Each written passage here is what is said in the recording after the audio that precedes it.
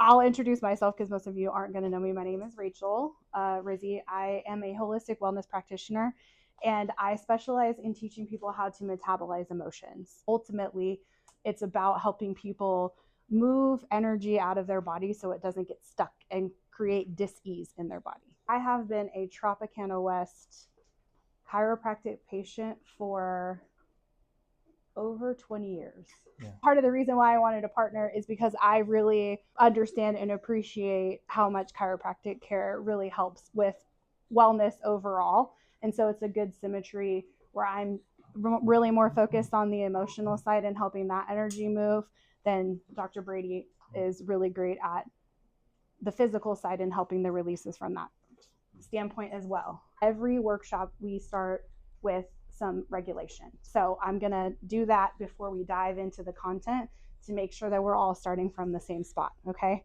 So I'm going to teach you a technique. You can do this technique eyes open or eyes closed. It's really up to you. You can do it either way. This really is the foundation, the core of the emotional regulation that I teach, but it's super easy and it only takes a couple minutes. Okay. So close your eyes if you would like to.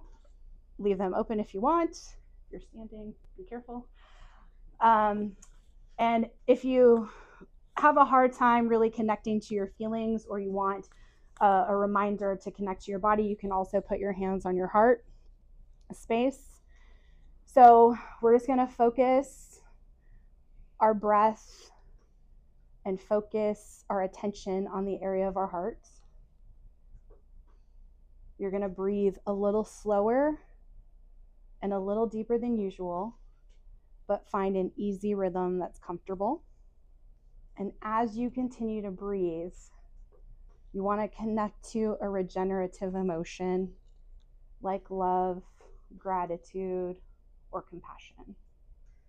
And if today that's a little too hard for you to reach, then just try ease, calm, or neutral. And when I say generate, I don't want you to think about it or to recall an event where you had that. I want you to really focus on creating that emotion in your body and imagining you're breathing it in and out of that heart space. Take a few more deep breaths, and when you're ready, you can come back to conversation with open eyes and a calm system. So one of the things that's cool is that what we just did was create coherence in your body between your heart and your mind, and it allowed your nervous system to just calm.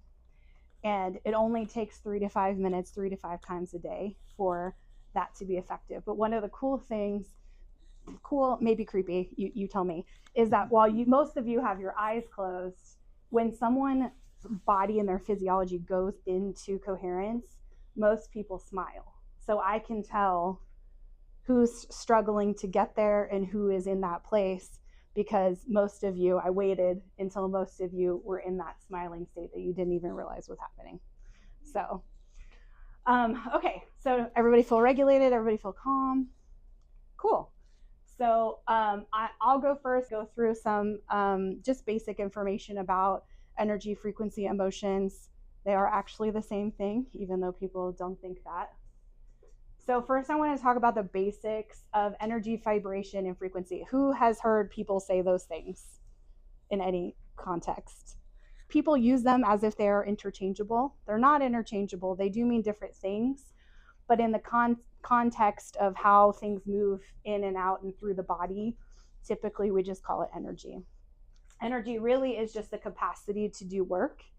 Everything in the universe is made of energy. Bodies, chairs, animals, plants, everything is made of energy. Vibration is just the back and forth movement of energy, and the frequency is how much that oscillates around a point of equilibrium, right? So energy is what is being moved. Vibration is what is being moved around, and the frequency is how fast it's going. So that's important, because when we talk about emotional regulation, emotions are energy, right? From a physiological standpoint, emotions only last, how long do you think emotion lasts from a physiological perspective? 90 seconds. Anybody else have another guess?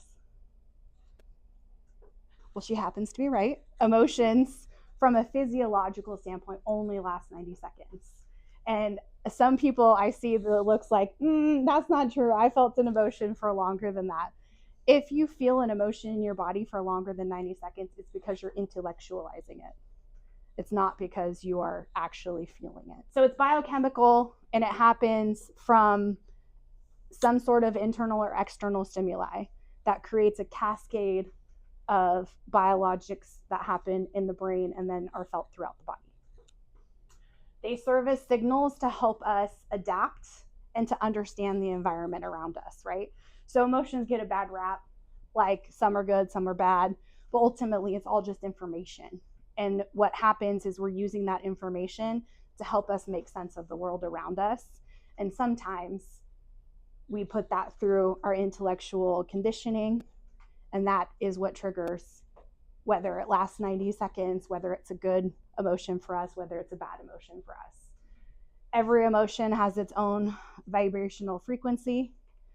You can feel the difference, right? So if you focus on the emotion of happiness, right, that feels high and it feels light and it feels easy and it feels good in your body. Whereas an emotion like anger maybe feels more dense and heavy and difficult. Those are lived experiences that are pretty universal for most people. So the whole point of regulating emotion is to have flow in your body. You don't want emotions to get stuck because it's energy. It has to move through your body. When things do get stuck, they get stuck for one of three reasons. They get stuck because of repression, which is subconscious avoidance. Just like you have an immune system in your body that helps you if there is like a virus or a bacteria that your body is trying to fight, you have an emotional immune system too. So if you've ever had a traumatic experience happen to you and maybe you black out or you don't remember, that is suppression, where it's a subconscious way that your body is trying to protect you from those emotions. Resistance is conscious avoidance. So think of this like maybe anybody, parents, grandparents, right? So when you're a parent or you're a grandparent, sometimes things are happening to us as adults that is difficult, that we have to manage our emotions. And maybe we're trying to not bleed on the little people emotionally, or maybe, they're the cause of our frustration, but we're trying not to take it out on them, right? So we hold that in the moment because it's the appropriate thing to do right then. And sometimes we say, oh, I'm not going to feel that feeling right now. I'm going to wait until later when it's convenient. But then that convenient time rarely ever comes. So think of like if you're fighting with your spouse while you're in front of other people, or you're at work and a coworker makes you mad, or a client makes you mad. There's so many different ways where we compartmentalize, and we do it on purpose, consciously. But then if there is no release for that, it's all just building up in our body. And then rumination, I don't know, does anybody else overthink? Just me? Okay. So this is when we play things on a loop over and over and over again. I should have said this. I could have done this. Why didn't I think of that? All three of these is intellectualizing. So when you feel that emotional hit that only lasts 90 seconds, and then you stay rooted in it through one of these processes, that's the intellectualization that we want to try to avoid. So expression is the antidote to repression and resistance. So what that means is when you have repression and resistance, you are actively avoiding the expression of your emotions. So how do you solve that? Obviously is through expression. So that's going to be, it can be art, it can be exercise, it can be going to a rage room. Like there are so many ways that you can move it out of your body, but you have to express those. What we bury alive continues to thrive, and we can't heal what we refuse to feel. That is critical that we express those feelings, even when they are deemed not good, or even if right in the moment is not the right time to express them, we have to find an outlet. Okay. Release is the antidote to rumination, which is so much easier said than done, right? In the end, if you did something and afterwards you're like, oh God, that was so awkward, and you're ruminating on it over and over again, whatever you did is done and you can't change it now. So you have to find a way to release, whether that is you journal, whether it is burn photos, whatever it is, you have to just find a way to release, and reframing really goes far with that. And then finally, surrender kind of supports all three of those. That, again, this is easier said than done, right? Like if everybody could just fully feel every emotion, then we wouldn't have people who are dysregulated. But getting to the place where you can understand and just, instead of fighting, so the resistance, the repression, all of that is us actively or even subconsciously fighting to not feel something. If you just surrender, the next time you have a negative emotion, if you just go, okay, you know what? I'm going to let this flow through me for 90 seconds. Just see what happens. But that's the surrender. It's not the fighting. It's not that I'm going to deal with that later. It's just allowing it to happen and then moving on. Compassion is the best way to regulate, and especially compassion for yourself. I don't know about any of you, but I am my harshest critic, right? So I always am, I'm going to perform better. The goalpost never stops moving, right? Like I'm always trying to grow, which I think in general is a good thing, but it also means that I don't give myself a lot of room when I make a mistake. If I don't meet a deadline, if I feel that I haven't performed well enough. A lot of what I'm working on, my son is graduating from high school in a week, and I am now being flooded with a lot of mom guilt. Like, oh, I guess he also will be 18. So it's like, oh, he's done and fully formed, and I should have done this or I could have done that differently, right? Like we all get that. So learning how to lean into the compassion is the best way to regulate your physiology. We're going to talk a little bit about stress and how some of that disrupts your physiology in a little bit.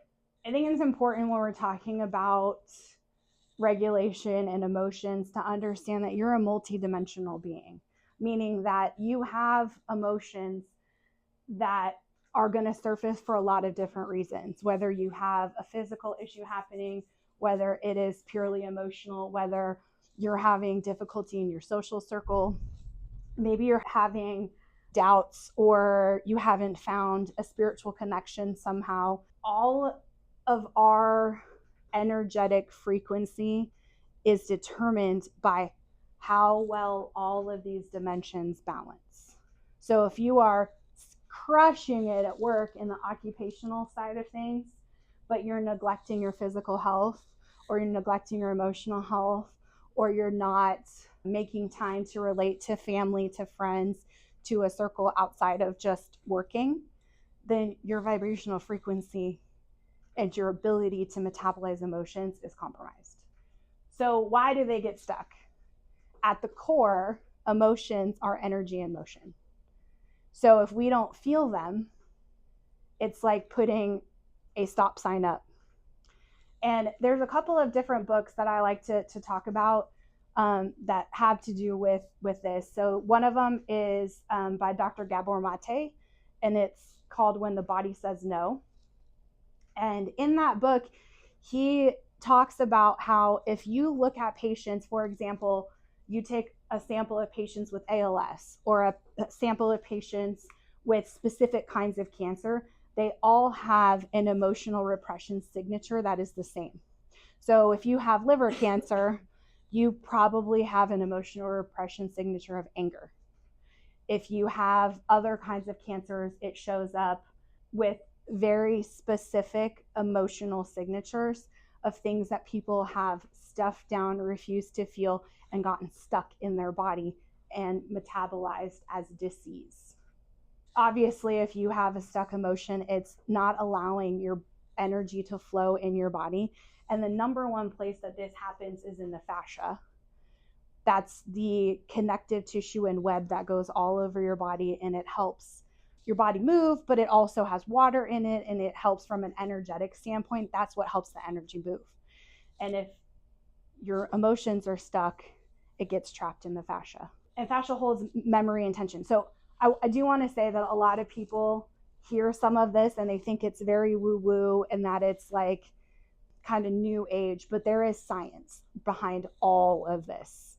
There are a ton of studies from quantum physics to biophysiology to almost any field that you can think of where they're now proving that all of this stuff happens. So this is where we get to the metabolization of emotions. It is an actual process that you have to follow to get an emotion all the way out. And if you don't do that, then you're going to experience it. So if you have a pain in your knee, sometimes it is that you tweaked your knee, but sometimes it is that you have an emotional issue. So I'll share a little bit of a story to give you an example, and it's a personal story. About probably 8 years ago, after a very long time of me going to the medical doctor, I got diagnosed with Lyme disease. And I did everything that my doctor told me to do, and I just got to a point where I couldn't quite get better. And what helped me get better was do work around metabolizing emotions. It wasn't until I unlocked that piece of it that my physiology responded and helped me to heal completely. So ultimately, I just want you to know that your body is really a container for energy, and it causes inflammation, hormone disruption, nervous system dysregulation, anything that you can think of that is dis-ease or discomfort in your body can be tied to emotions. And more often than not, if you start with healing the emotional side of things and you get real and raw about what that could potentially be, it makes Dr. Brady's job and other doctors' jobs so much easier because they're able to handle the physical piece of things. Using water, so baths, hydration, crying, those are all ways to release energy. Breathwork is a great way to release energy. Anything that is somatic, and that really is just like a fancy way to say in your body, right? So if you're doing any sort of yoga, exercise, anything that is connecting you to your body that allows you to release hormones and have those same biological processes that you have when emotions come. So for example, you've heard likely about a runner's high, right? Because it releases specific endorphins and brain chemicals when people run. And a lot of that is very closely tied to emotions because it's the same process. A lot of people really, when they get stuck emotionally or they get inflamed where there is an emotional tie to something, they really get stuck in this story of I'm broken, there's something wrong with me. And they're constantly looking outside for somebody to fix that. And I just want you to know that if you're experiencing that, it's not that you're broken, there's nothing wrong with you. You are just full. Your energy is too much or it's too stuck in one spot. And what you have to do is learn how to release it. And a lot of folks just in general are not taught, we're just not taught how to do that, right? Like this is not the emotional intelligence that we need to be able to do that is not something that we're taught. And so I just want to reinforce and reiterate, you're not broken. There's nothing wrong with you. You just weren't taught this. And it doesn't take very much knowledge or very long for you to learn it and shift that baseline. Well, I'm excited to be here today and have you all here today because for me, health is crucial. And there's so many aspects to health that we do take for granted or don't even realize that are there and a part of what's going on. As chiropractors, I'm going to focus a little bit on, or quite a bit on stress today, but relate that to emotions and how that can build up in the body. One thing that was really helpful was, as you could see at the end of my day, it was a little stressful. Sometimes work gets moving, so I liked that moment for me to ground myself, to find inner peace. Kung Fu Panda, inner peace. Inner peace, dinner with peas. Sorry, now we're getting distracted. We do movie quotes all day long, so if you don't know me, that's an addiction I have. Stress is good. We were talking about emotions. It's good to have emotions, but it's good to then utilize ways to make sure that those emotions aren't getting stuck. stress allows us to be productive. When we know something's, I don't know about you guys, when something's coming up, I'm like, it's coming up. I feel the stress of it. Boom, I get things done. I get it organized. I make things happen. Sometimes when it feels easy peasy, we don't notice that, and we kind of let things cruise. A calm sea did not make a seasoned sailor, right? So stress and these life events can be hard. And I'm a pretty religious person, and I believe that we have things in our lives to help us become better. We are a rough lump of coal, and we will be under pressure created into a diamond. And so growth happens during rest after stress. So we have those moments of stress, but we have to then be able to handle and deal with the stress and the emotions that we're carrying. So the effects of unmanaged stress, right? Unmanaged emotions. We get sick more often, poor sleep, slow healing, for sure, I see that a lot. Weight gain, cravings, fatigue, depression, poor mental capacity, poor heart health. When we're not grounded, when we're not taking this information and then processing it, then we're going to feel stuck, like we can't quite get to that next thing. You'll feel sluggish at work. You won't be able to quite mentally process things. You'll just feel like you're always behind, right? So we need to figure out, how can we manage stress? Here's a great slide I love from the New Zealand College of Chiropractic Havoc Research Group. And it's not just because my wife's from New Zealand that I love this, but it's part of it. So this was actually a slide from a seminar that we had back in, it's here in Vegas a couple months ago. And this is showing some of the effects of what chiropractic can do to help our body manage and deal with stress, and not just stress, but physical stressors as well, emotional stress. So I'm going to come to this side. When we are looking at, this is showing a muscle. It's showing nerve intervention. This is the spinal cord, and it's showing how that goes up to the brain. When we are not moving, we're not, getting adjusted, we're not stretching, we're not finding ways to de-stress and get rid of some of those negative emotions, it's going to start to create this cycle, right? It's going to change internally what's happening in our body. It's going to affect our brain. So the brain does not know accurately what's going on. It's almost like toxins, right? When you have too many toxins in your body's like, well, I don't know what to do with all this, so I'm just going to create fat. And you're like, oh, great, thank you so much. I go to New Zealand, sorry about New Zealand, I'll say other countries, with healthier food or better quality of food, and I'll find, I was like, wow, I ate a lot of meat pies and really good ice cream, and yet I still felt really good somehow, and I didn't gain a ton of weight. But if I did the same type of diet here, I would have saw myself just ballooning, right? Now, when I go home to New Zealand, I only get a couple weeks, so I kind of have to eat a lot of meat pies and ice cream because it's really good. But then I get back on track. So what happens is you start to have poor body awareness, poor body control, and poor function. You're not moving good. So we have stress in the body, sometimes physical trauma and injury, and there's inflammation that can be affecting us. And it's this cycle. Our muscles, intrinsic muscles, can't function properly. So then that leads to more injury and more pain.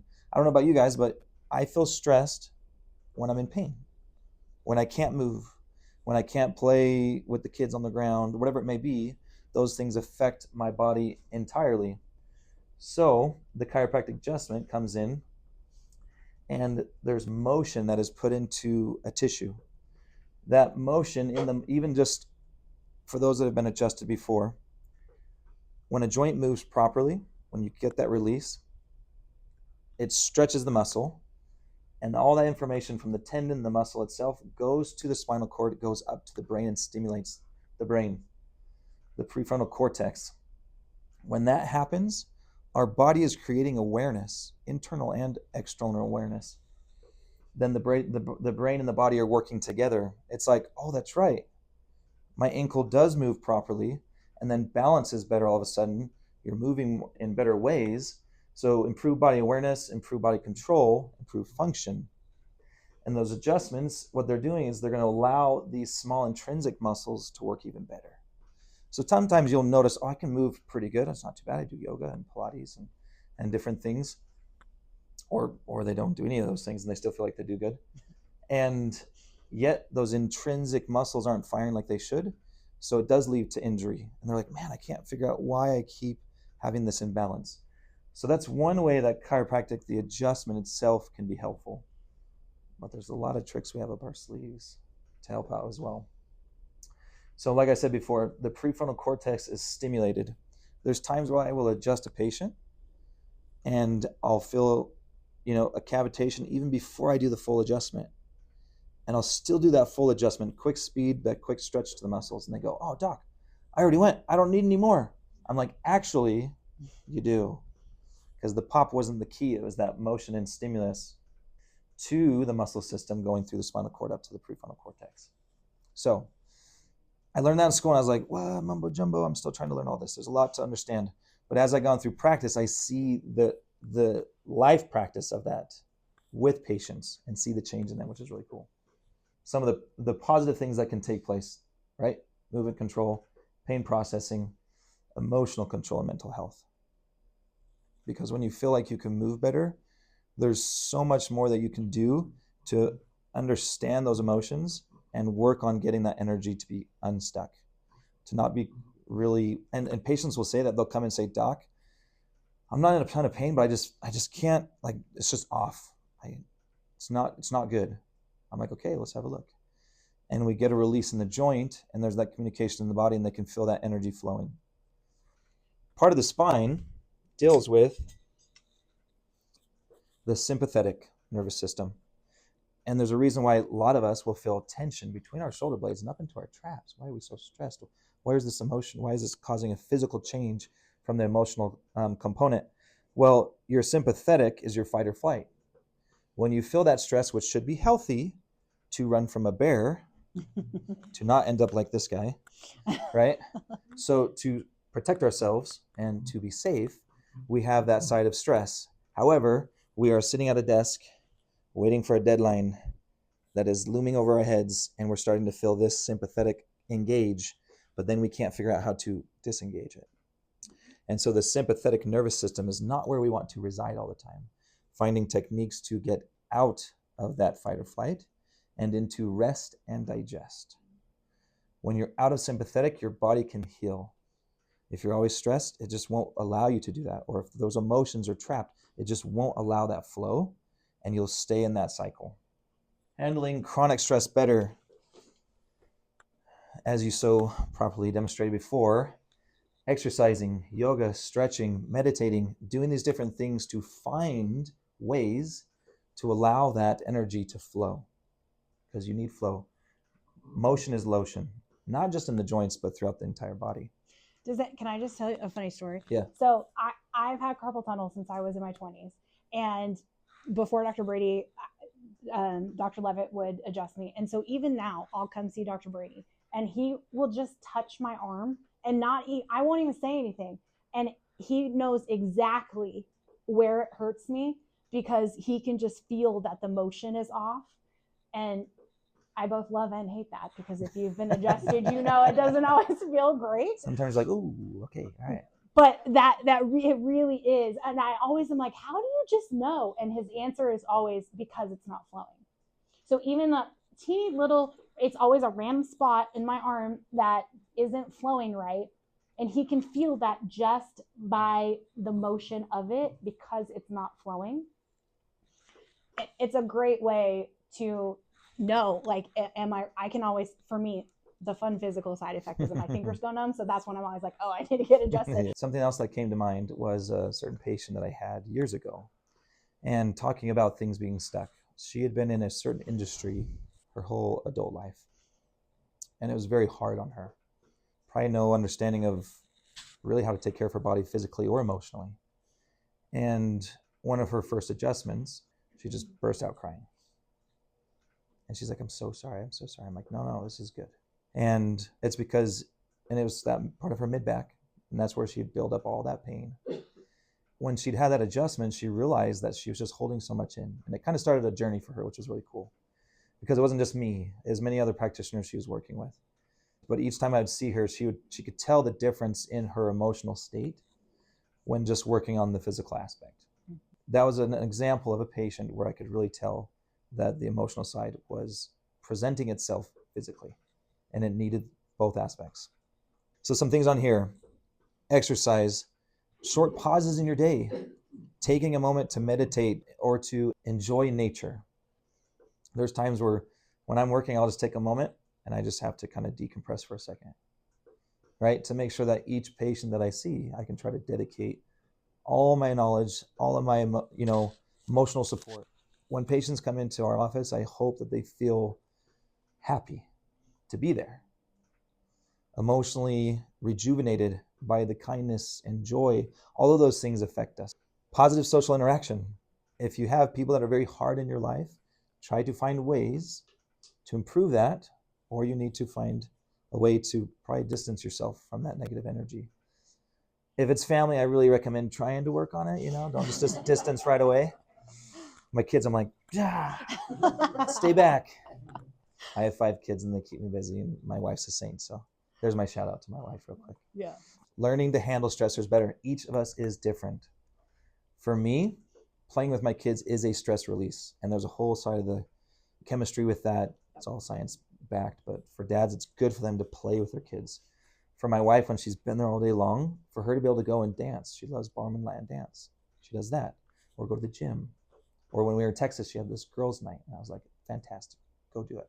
Because you need to find those ways for you to find healthy ways, to find ways to reduce unhealthy stress and manage those in your emotions better. Some of the benefits: higher satisfaction with life, sharp mental capacity, good memory and attention capacity. I'll be honest, Dr. Brandon is a great example because he does a lot of these things naturally. He's done it since childhood. Like while I was reading dragon books and fantasy, he was reading like self-help books and stuff. And so he teaches me a lot. So he is probably one of the most consistently positive, happy people I know. Exactly. I don't think I've ever had an interaction with him that wasn't just like laced with sunshine. Yeah. So it's really good, but it's a practice. You got to find that way to find that in your own life. So guided meditation, connecting with that inner part of your body, improved focus and attention, improved sleep, decreased stress, improved learning. Understanding your body is a big part of what we're working on today. Part of what we will do in the office is something called Brain Tap, which uses, it's really quite cool. I'll be honest, there's certain things with chiropractic when I was first going through school, and I grew up with oils, I grew up with kinesiology testing, so I was well versed in different techniques for health. So when I got to chiropractic school, I was like, that looks hokey pokey. But as I saw it with patients and I tried it myself, I've always been open to try things. I was amazed at how well it worked. So Brain Tap uses different light frequencies, sound, and verbal communication to allow your body and your brain to go into a different frequency. When we sleep, there's a certain frequency. When we're stressed, there's a certain frequency, right? There's certain states even where you can be awake and aware in a meditation, and yet your body is acting as if it's in sleep. It is rejuvenating. It is healing. It's jumping into those processes to help you recover. So this uses different lights on the ears, on the eyes. You place it on. Not usually while standing, right? And then this just goes right over the eyes. Your eyes are closed. I'm trying to remember his name, the doctor that created this. But he's created all these different programs that verbally they're communicating with you. But they use sounds. I don't know if you guys, if you go to a beach, how do you feel? A certain way. Or a mountain. Up and high in the mountain, you feel a different way. My wife's a beach person. My mom's mountains, for sure. So I'll take that off. You're a beach person? Nice. Yeah. I'm whatever my wife wants me to be. Smart man. No, but I honestly love them both a lot. And those different places give you different feelings. And that's why meditation is so powerful, is that you can escape to your mountaintop. You can escape to your forest and not having to even leave your own house. Now, this is a guided meditation. It's trying to get your body into that meditative state to allow you to heal and to de-stress. Certain frequencies and sounds, like I said, the lights are going to affect your brain to delta and theta waves for sleep and deep relaxation. So that's something that we use in conjunction with chiropractic care to make sure that it's helpful. But then important with that is finding ways to find that at your own home, right? We love patients that can do Brain Tap, but can't do Brain Tap all the time, or you can buy your own headset, but there's funds and different things. But so finding natural ways to find that meditation. For some people, it's prayer, connecting with a higher power. They feel that peace, and that's a form of meditation. So different aspects. I won't go into these too much because I get very long-winded. But the music's that playing is stimulating the brain, right? Kind of bringing them to those places. The lights, the different verbal communication. They talk you through. You're going to think about your body, and you're going to run kind of this light through from head to toe, and you're kind of feeling that, just like you were talking about before, feeling not just thinking of the emotion, but almost like you're emanating that emotion, right? You're producing it yourself.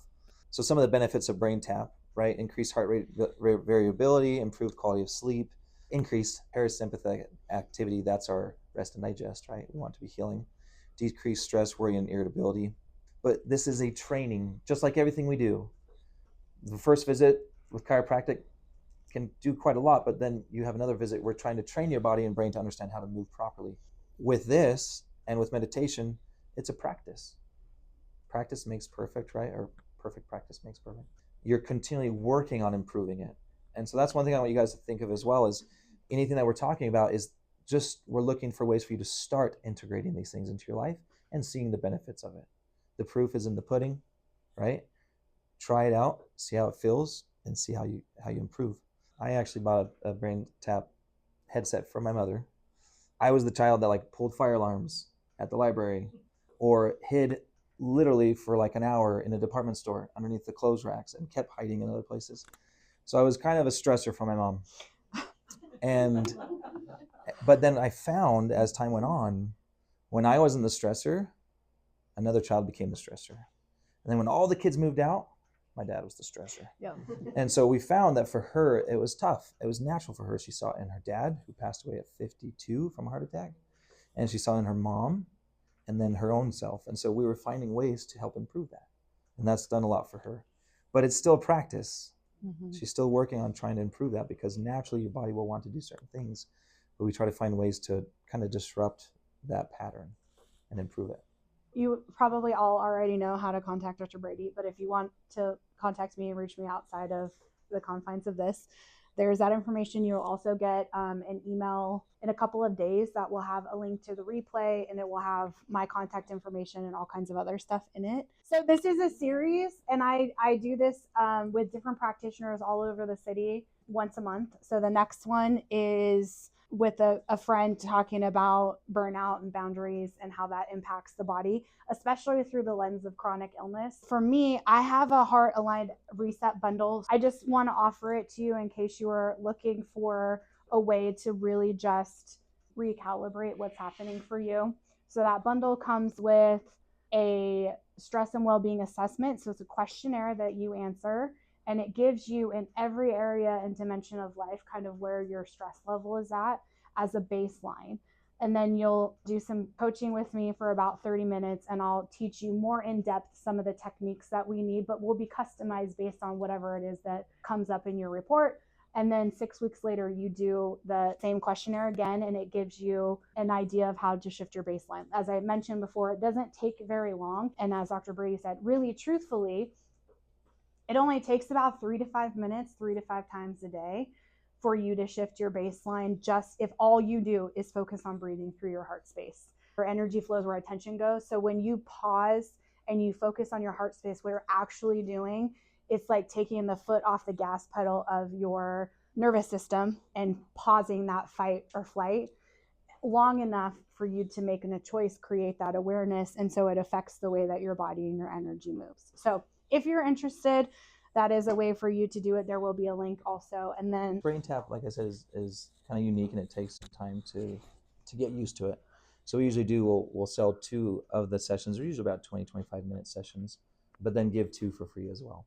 So that way you have 4 sessions to kind of see how it feels, see how that's helpful, and then to kind of assess if it'd be something going forward that'd be helpful too. So hopefully some of these are some good opportunities to just find a way to understand yourself better, understand your body's flow, help with the energy, help decrease some of the stress and emotional buildup that we get. Yeah. What is a belief or an approach maybe that you had when you first started out that after practicing with people you've really changed or adjusted, or you've been like, oh no, maybe that wasn't quite as linear as I thought it was? That's a good question. Does you have to answer that? Yeah, go ahead. Well, I would say for sure for me, not disregarding anything right off the bat, even if it seems very different. Even when patients start to describe something to me, they're like, this probably doesn't matter. I'm like, no, let me know. And then they tell me something super important. I'm like, well, that was really important. I'm glad that you did end up telling me. Whether it's that aspect or with different techniques and ways to help the body, anything I am open to research, to look into, and to try, because I've been surprised by many things now that I'm like, oh man, I'm so glad that I took the time to use that, because I've seen how that can affect, and then seen it affect hundreds of my patients. I think for me, it's a pretty similar. I don't know that I've done anything differently.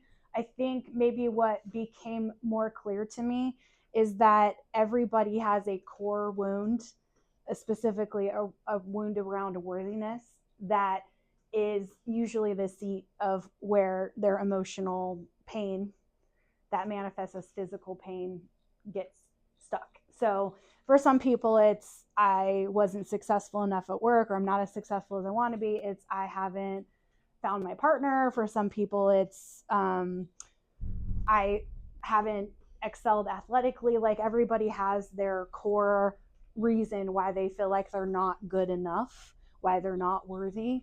And being able to heal and drill into that has made a huge difference in a lot of the people I coach.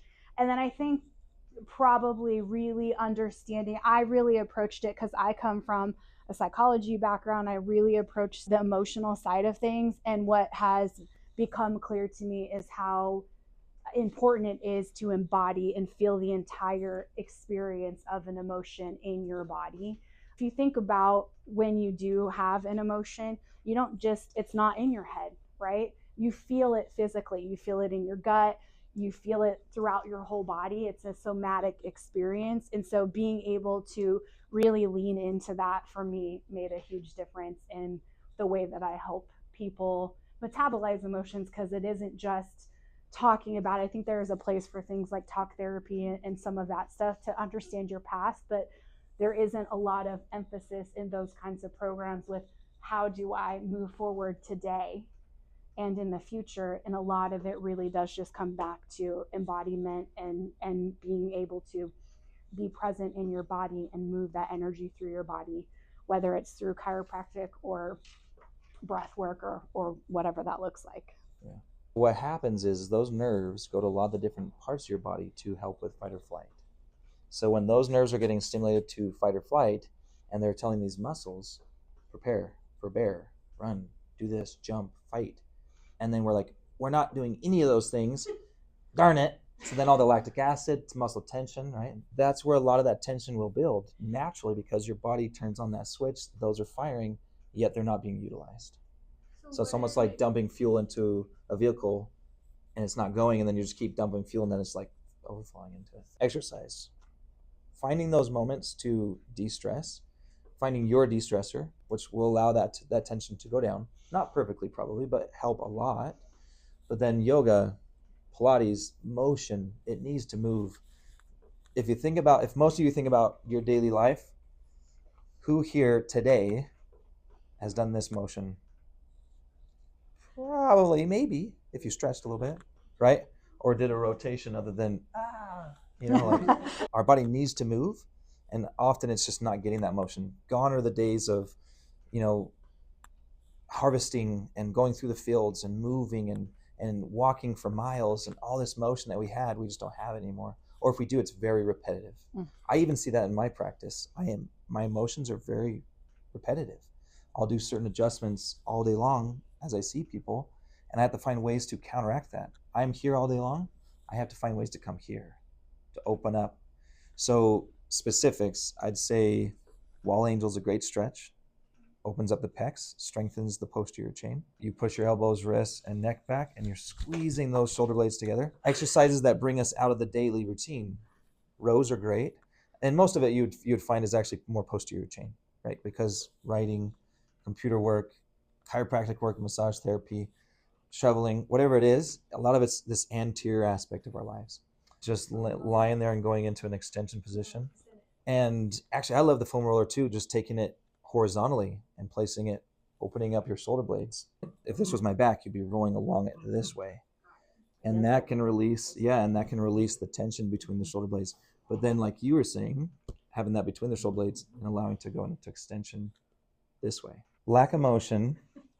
And what happens too is, depending on what position or movement you're doing, you're probably putting that tissue under tension and it's not used to that tension. So it's saying, ooh, I don't like this. And it tells you through the tenderness. There can be lactic acid buildup there that can irritate it. So the more that you ease into these things, easing into it, we tend to dive into things, right? Ease into it. Do a little bit. Exchanges, good for bad. So finding those little changes, so gradually going into a yoga class, knowing that you can start off easy. Mm-hmm. My head's always half a foot to a foot higher than anybody else's head in a yoga class. Yep. Honestly, because my mobility, hip mobility has improved, but I had knee surgery when I was young and sports and dislocations. And so for me, some of those positions are harder. So kind of easing into that and being okay with it being a little bit tender, but knowing not to push it too far.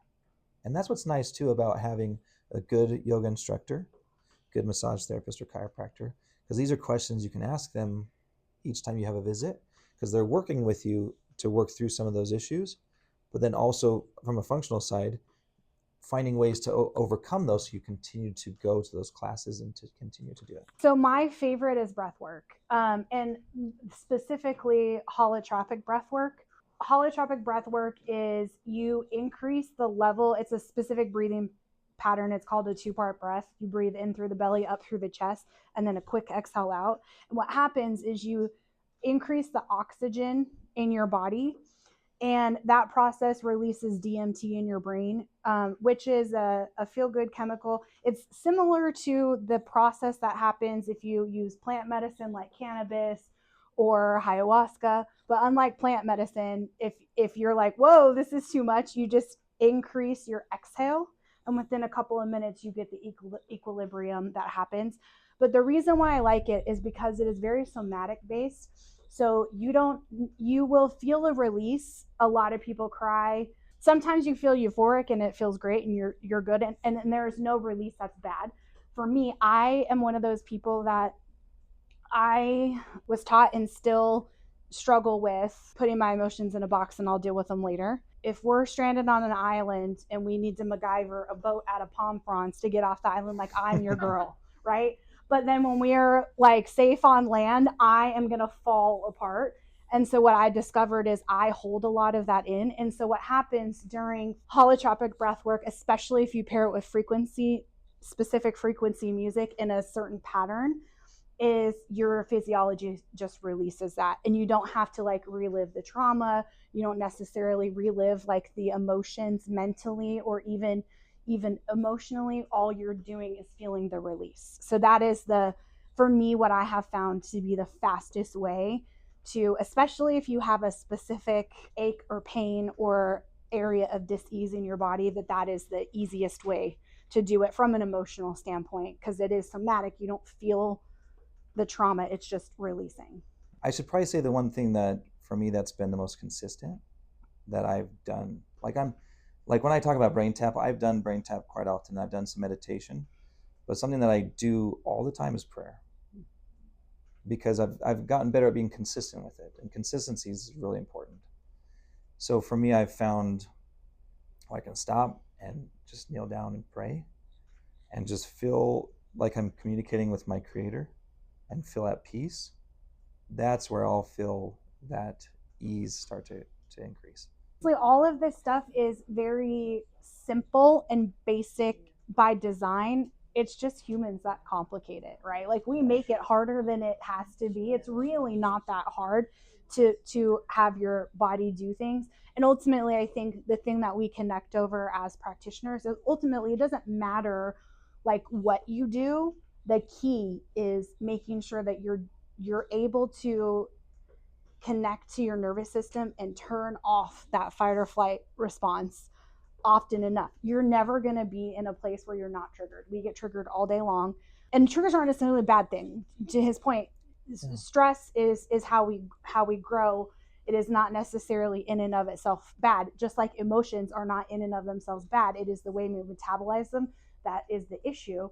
And so making sure that you find something that makes you happy or helps you disconnect from whatever that stressor is to pause your nervous system is key, whether it's chiropractic care, meditation, prayer. I'm a big music person. So for me, that is like a barometer of my mood. And I listen to a lot of frequency music. I listen to a lot of binaural beats when I'm going to sleep. I tell people to experiment. Like, again, we're not taught how to do this. And so, if breath work isn't your jam, cool, go do yoga. If yoga is not your jam, try art therapy. It's just whatever helps you pause long enough to process. Thank you so much Thank for you. coming to join us. And thank you all of you for coming. Yes.